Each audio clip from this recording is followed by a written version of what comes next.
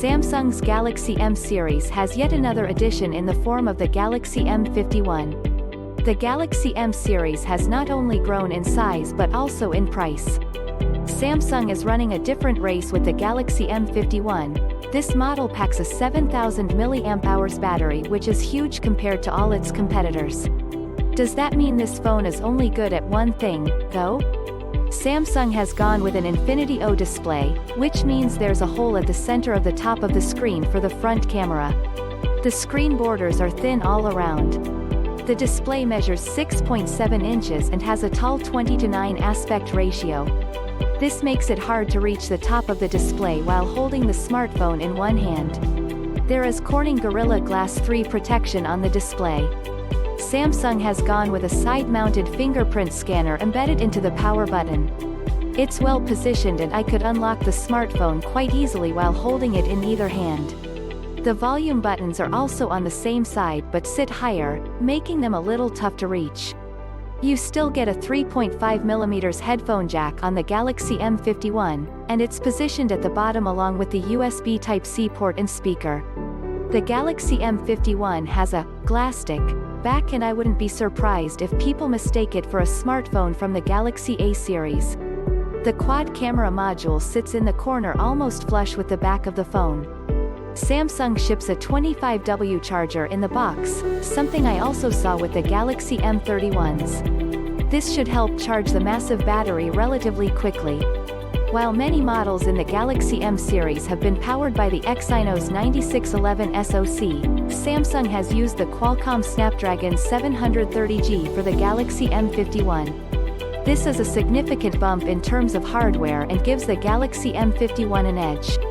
Storage is the same for both at 128GB, but you do have the option to expand that using the dedicated micro SD card slot. Samsung's 6.7-inch Infinity O display has a full HD+ resolution, but it does not have a high refresh rate. That aside, the Super AMOLED display on the Galaxy M51 is gorgeous. You can tweak the color output through the Settings app, and it gets sufficiently bright when outdoors. The Galaxy M51 ships with Android 10 and Samsung's One UI Core 2.1 on top. Samsung has added a bunch of useful customizations to Android 10. The Samsung Galaxy M51 also gets the new Nearby Share feature, which makes transferring files between supported devices very easy. The smartphone also has features such as dual messenger, gesture navigation, game launcher, and more. Since the top of the tall display is hard to reach, Samsung has also added a gesture that lets you pull down the notification shade and quick toggles by swiping down on the fingerprint sensor, which is very helpful. The Samsung Galaxy M51 offers snappy performance, and it never showed any sign of slowing down while I was using it. The face recognition feature also had the same speed and accuracy. Since the front camera hole is in the center, some people might find it distracting.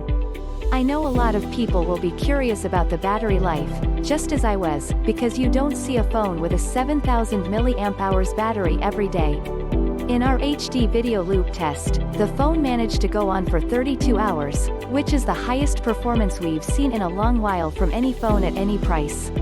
The supplied 25W charger is quick, and it took only around 2 hours to charge the phone completely.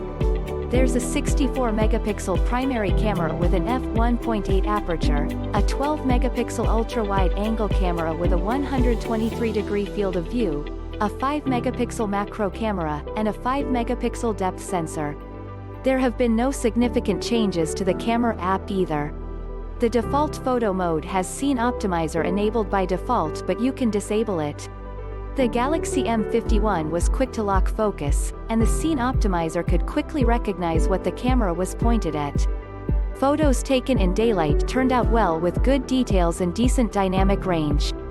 Objects at a distance were recognizable and some text was legible. The Galaxy M51 also enables HDR automatically in bright scenes, resulting in good shots. Video recording tops out at 4K for the primary as well as the selfie cameras. There is a slight shimmer effect at 1080p as well as 4K when the smartphone tries to stabilize footage. This is visible while shooting in daylight as well as in low light. Samsung does offer a super steady mode which uses the ultra-wide-angle camera and does a much better job. However, it only shoots at 1080p only and the output is darker.